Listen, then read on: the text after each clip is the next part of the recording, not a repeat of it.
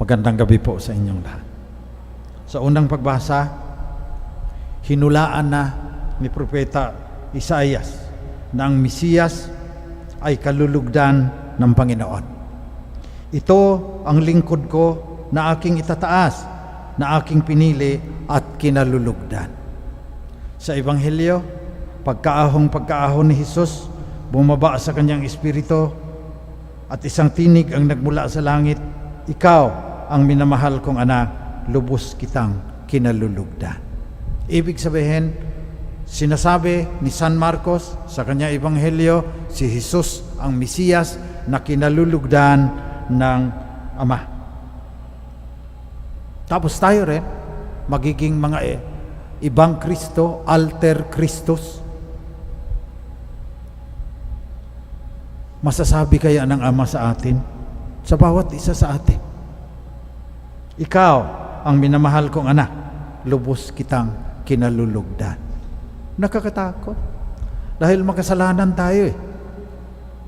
Sa ikalawang pagbasa, sinabi ni San Pedro, "Nalulugod ang Diyos sa sinumang may takot sa Kanya at gumagawa ng matuwid."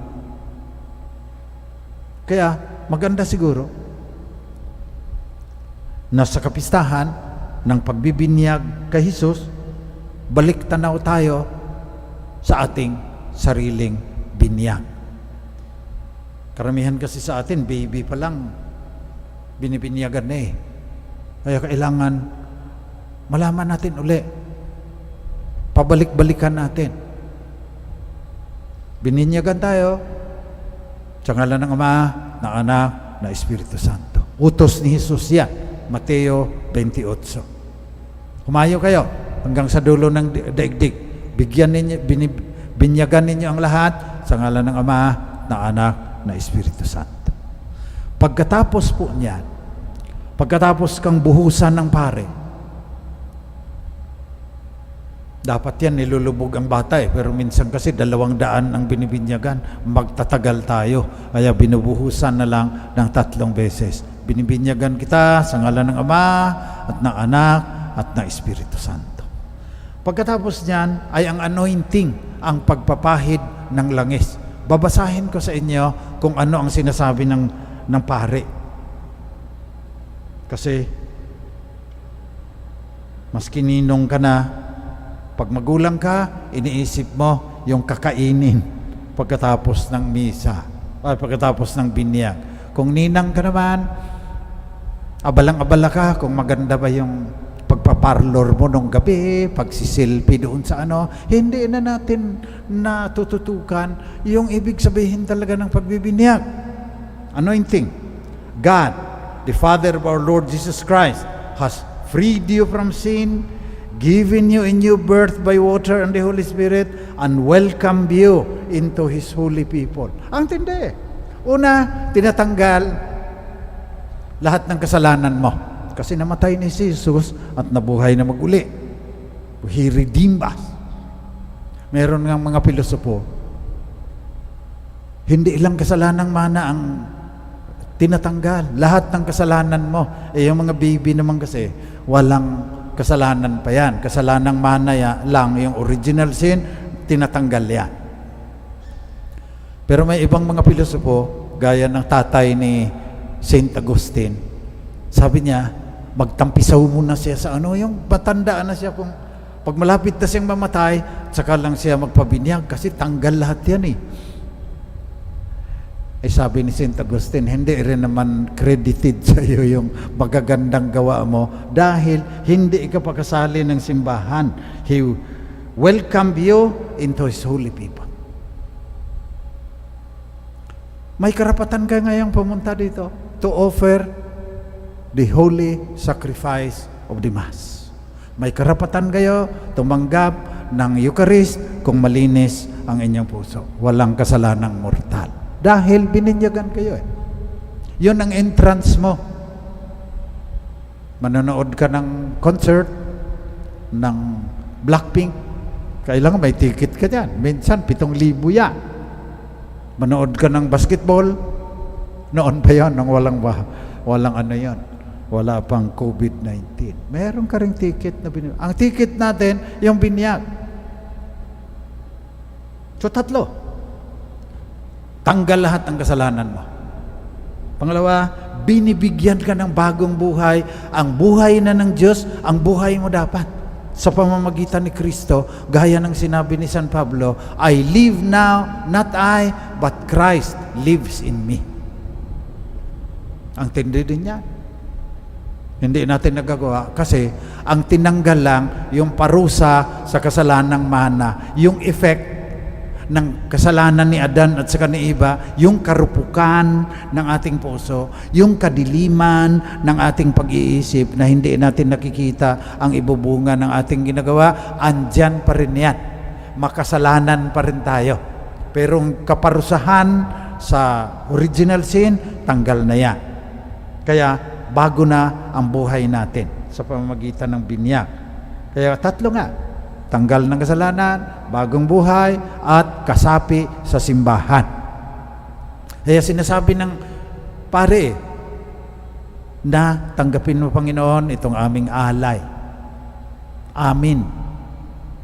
Kasama kayo. Hindi pare ang nag-o-offer niyan.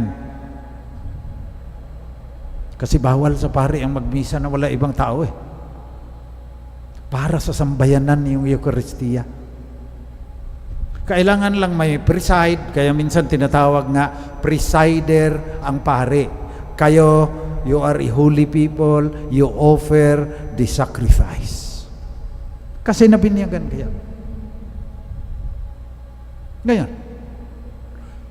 ang kondisyon, ang kinakailangan para maligtas tayo ay ang kamatayan ni Jesus at ang kanyang pagkabuhay na maguli. Nagawa na yan. Ang consequence naman yan, ang dapat ibubunga ay ay 3 rin. Sasabihin ng pare, nilalagyan ka ng banal na langis. As Christ was anointed priest, king, and prophet, so may you live always as a member of His body, sharing everlasting life. Mahalaga din yan. So you are already priests. You share in the priesthood of Christ, and you can offer the sacrifice because of your baptism. Ang king, you share in the life of Christ. I live now, not I, but Christ lives in me. So you are king. Sharing in the divine word, made flesh, King of heaven and earth. And then, as prophet, you proclaim the kingdom of God. Pagpapahayag. Pag-aalay as bilang pangapare. Pangangasiwa bilang hari. Steward ng hari ng San Sinukob na may-ari nitong buong mundo at ang buong universe. At ang pangatlo, pagpapahayag. Go, proclaim. Yun ang ating misyon. Nakalagay noong bininyagan tayo, nakaramihan sa atin, nakalimutan na. Priest, king, prophet. Tatanong ka, masasabi kaya ng Ama, ng Diyos Ama sa akin, ito ang minamahal kong anak na aking kinalulugdan. Paano mamatiyak yan? Be a priest, be a king, be a prophet, sharing the priestly, kingly, and prophetic functions of the divine word made flesh. So yun po ang ating panalangin ngayon. Yung kahulugan ng pagbibinyag sa atin na ang tagal na. Minsan, mahalaga lang sa atin kung kailangan mo na yung baptismal certificate, punta ka sa parish office. Nako, wala. Kailangan mo pa ng affidavit kasi hindi ka makapunta sa Dubai kung wala yun. Yun lang mahalaga sa'yo. Hindi yun. Ang mahalaga, nabinyagan ka, natanggal ang kasalanang mana, nabigyan ka ng panibagong buhay, divine life na. Pangatlo, kasali ka na sa simbahan. Ano naman ang tungkulin mo pagkatapos ng mga inialay sa iyo ng banal na santatlo, ng Triune God? Be faithful in your priestly, kingly, and prophetic function following Christ. So ang ating spirituality is the imitation of Christ, who is the infinite King, priest, and prophet. Nag-alay na siya ng kanyang buhay.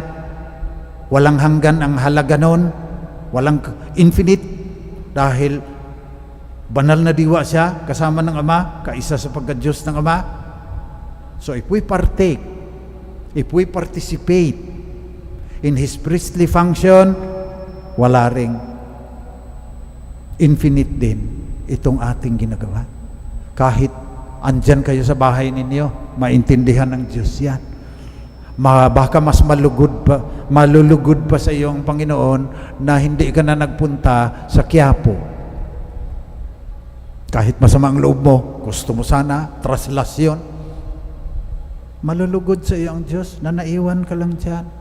Kaysa sasama ka doon, wala nang social distancing, may nag-post na, baka maging super spreader daw. Ayaw ng Diyos na mahawahan mo pa yung iba o mahawahan ka dahil kailangan ka ng pamilya mo. Kaya titiisin mo yung nasa bahay ka lang. Kaunti lang tayong nagmimisa dito. Noon, nakatayo pa yung iba sa dami ng nagsisimba rito. Yung pasakit na yon, na tumanda ka na lang, na kailangan mong sumama mulang Luneta hanggang sa Quiapo. Naikintal na sa isipan mo yan, nakatatak na sa puso mo yan, panata mo sa Nazareno. Hindi mo magagawa ngayon. Yung pasakit na yan, isama mo doon sa pasakit ni Kristo sa krus at magiging mapanligtas din yan. It will have a redemptive value. Yung lahat ng pasakit natin ngayon sa COVID, magiging mapanligtas. Kasi sabi ni San Pablo, I fill up in my body what is lacking in the sufferings of Christ. Sinabi ko infinite, pero sabi ng mga theologians, may kaunting nilagay si Jesus para katiting man lang yung ating pasakit, mapasama doon sa kanyang walang hanggang pasakit. At sa ganung pamamaraan, magiging mapanligtas lahat itong ating binabata dahil sa COVID-19. Kaya manalangin tayo sa misang ito. As we accept Christ in the Eucharist, kahit spiritual communion na lang yung marami sa inyo, let us pray together that we will be faithful in the imitation of Christ, in the following of Christ, in us, priests, king, and prophets, sapagkat tayo ay bininyagan